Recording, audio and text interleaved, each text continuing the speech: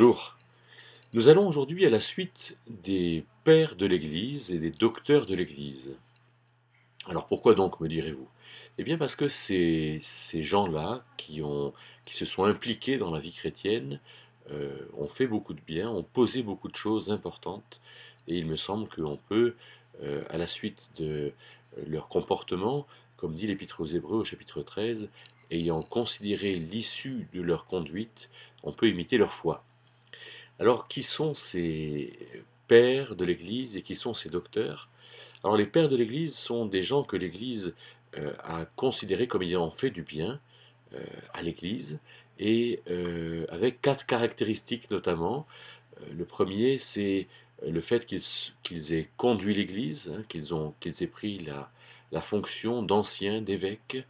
Le deuxième, c'est qu'ils aient une vie qui a été remarquée par les autres comme étant consacrée, sainte, comme étant pure, comme étant belle. Le troisième, c'est qu'ils aient été dans l'orthodoxie, qu'ils aient dit des choses qui correspondaient à l'enseignement de la Bible, ou en respectant la tradition. Et puis la quatrième chose, c'est qu'ils aient eu l'approbation de l'Église. Alors, parmi les pères de l'Église, il y en a eu qui ont été hérétiques, comme Marcion par exemple, qui était ouvertement antisémite et qui par exemple avait fait une version d'évangile de Luc expurgée de tout ce qui touchait au peuple d'Israël.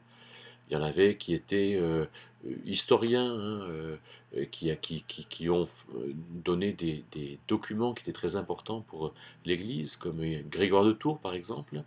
Et le plus connu comme historien, c'est aussi Eusèbe de Césarée, avec l'histoire ecclésiastique. Euh, et donc, ces gens ont fait beaucoup de bien, ils ont apporté beaucoup de choses, et on leur est reconnaissant. Et l'Église reconnaît comme père de l'Église quatre personnes qui sont vraiment devant, et qui ont toutes vécu au IVe et au Ve siècle, et donc qui sont Ambroise de Milan, qui sont Saint Augustin, qui sont Saint Jérôme, et puis qui sont Grégoire de Nazianze. Alors, alors les docteurs de l'Église sont des gens ont beaucoup apporté dans leur enseignement par leurs écrits, et l'Église en reconnaît 35. Et je vous propose dans ce petit enregistrement, dans cette petite vidéo, de consacrer quelques minutes à quatre personnes qui, à mon sens, ont beaucoup apporté à l'Église. Et ces quatre personnes sont Origène, hein, qui a vécu donc essentiellement au IIIe siècle, Jérôme, qui a vécu à la fin du IVe, enfin au IVe et au Ve siècle, Augustin, qui a également vécu au IVe et au Ve siècle, et puis Thomas d'Aquin, qui lui a plutôt vécu au XIIIe siècle. Alors, pourquoi ces quatre personnes? Eh bien, peut-être en premier parce qu'elles m'ont fait du bien à moi, j'ai compris des choses grâce à elles, et je souhaite en faire profiter. Et puis, l'Église, quand même, les reconnaît comme des personnes qui sont un peu au-dessus du lot, et je vais vous dire pourquoi. Alors, commençons par Origène. Origène est ce jeune homme qui était de famille aisée et dont le père était déjà quelqu'un d'engagé qui a subi le martyre en tant que chrétien. Et donc, il faut se dire un peu que dans cette période-là, tout le monde s'apprêtait à subir le martyre. C'était en quelque sorte le martyr, un peu comme aujourd'hui, c'est dans le monde musulman, les gens qui acceptent le martyr, ou qui, comme les kamikazes japonais pendant la guerre mondiale, euh, les chrétiens s'apprêtaient à subir le martyr, et Origène voulait suivre son père dans le martyr, mais c'est sa maman qui, dit l'histoire, l'en a empêché. Et je voudrais vous proposer de retenir d'Origène que c'est lui qui a ouvert, avec la tradition juive, à quatre grandes manières de comprendre l'écriture. Et ces quatre grandes manières sont le sens historique, euh, donc une lecture directe, simple, comprendre le contexte, comprendre l'histoire, le sens allégorique, comprendre le sens spirituel, vers quoi l'histoire nous amène, le sens tropologique, c'est-à-dire le sens qui est tropologique, c'est l'étude de ce qui élève, et le psychotrope, c'est ce qui élève l'âme, et l'alcool est un psychotrope, mais la Bible est aussi quelque chose qui élève l'âme, et donc le sens tropologique est le sens moral, qui élève l'âme, et le sens anagogique, le quatrième sens, c'est ce qui nous conduit à quelque chose de futur, on pourrait dire aujourd'hui le sens eschatologique. Donc quatre sens historiques, allégorique, tropologique et anagogique.